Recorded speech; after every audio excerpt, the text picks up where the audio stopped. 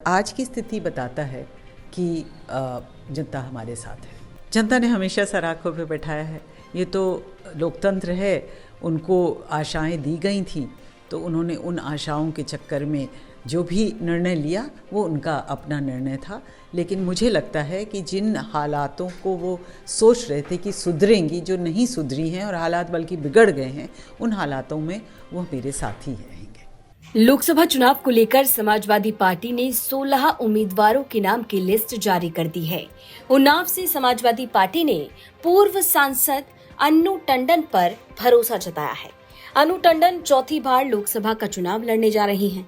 पहली बार अन्नू टंडन 2009 में लोकसभा का चुनाव लड़ी और बीजेपी के प्रत्याशी रमेश कुमार सिंह को हराया।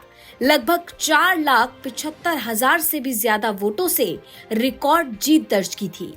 दूसरी बार यानी 2014 लोकसभा चुनाव में कांग्रेस की तरफ से अन्नू टंडन को चुनाव लड़वाया गया, लेकिन इस बार मोदी लहर का नुकसान हुआ और बीजेपी के साक्षी महाराज उन्नाव से सांसद चुने गए। तीसरी बार यानी 2019 लोकसभा चुनाव में भी कांग्रेस प्रत्याशी रही अन्नू टंडन को साक्षी महाराज के सामने हार का सामना करना पड़ा। 2022 विधानसभा चुनाव से पहले कांग्रेस पार्टी छोड़कर अन्नू टंडन ने समाजवादी पार्टी का दामन थाम लिया और अब अन्नू टंडन चौथी बार चुनाव लड़ने जा रही हैं, लेकिन इस बार समाजवादी पार्टी के टिकट पर।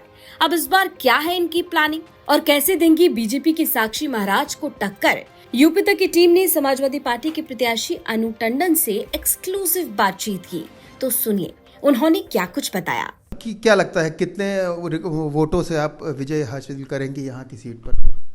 देखिए, ऐसा है, 2009 में जो स्नेह मुझे मिला वो मुझे 10 साल से, भले ही मैं चुनाव ना जीती हूँ, मुझे पूर्ण स्नेह मिला। और स्थितियाँ लेकिन बदलती रहती हैं, ये लोकतंत्र है। और आज की स्थिति बताता है कि जनता हमारे साथ है। 2020 में आपने उसका दामन छोड़कर, कांग्रेस का दामन छोड़कर सपा का दामन थामा है। क्या लगता है आपको, क्या विचारधारा का कहीं अंतर था या कुछ और मामला था? विचारधारा का कोई अंतर नहीं था। समाजवाद विचारधारा, हमारी देश एक समाजवाद राष्ट्र है और विचारधारा वही है।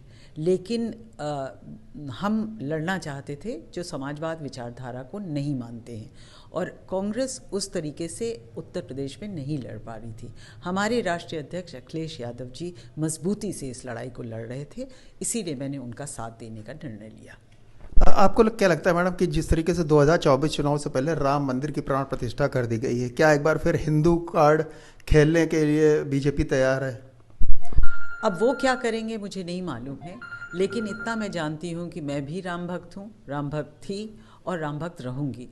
लेकिन आस्था और धर्म राजनीति में उसका कोई रोल नहीं है, उसका होना नहीं चाहिए, क्योंकि हम एक जनता की सेवा करने वाले या प्रतिनिधि बनते हैं या राजनीतिक या सामाजिक जीवन में जीते हैं, तो लोगों की परेशानियों से जूझना पड़ता है और उन परेशानियों को दूर करना ही हमारा दायित्व होता है, ना कि उनसे कहें कि नहीं तुम भगवान से पूजा करो तुम्हें नौकरी मिल जाएगी। आपको क्या लगता है मैडम कि जिस तरीके से 2 चुनाव लगातार सांसद साक्षी महाराज जो बीजेपी से खड़े हुए थे, उन्होंने मोदी लहर में ही जीता है, क्या आपको लगता है कि इस बार आपको जनता सर आँखों पे बैठाएगी? जनता ने हमेशा सर आँखों पे बैठाया है। ये तो लोकतंत्र है। उनको आशाएं दी गई थी तो उन्होंने उन आशाओं के चक्कर में जो भी निर्णय लिया वो उनका अपना निर्णय था। लेकिन मुझे लगता है कि जिन हालातों को वो सोच रहे थे कि सुधरेंगी, जो नहीं सुधरी हैं और हालात बल्कि बिगड़ गए हैं, उन हालातों में वो मेरे साथी रहेंगे। ये थी हमारे साथ पूर्व सांसद अन्नू टंडन जी, जिन्होंने अपनी राय रखी है यूपी तक के साथ। अब देखना ये है कि किस करवट 2024 चुनाव बैठता है उन्नाव जनपद के लिए। विशाल सिंह, उन्नाव, यूपी तक।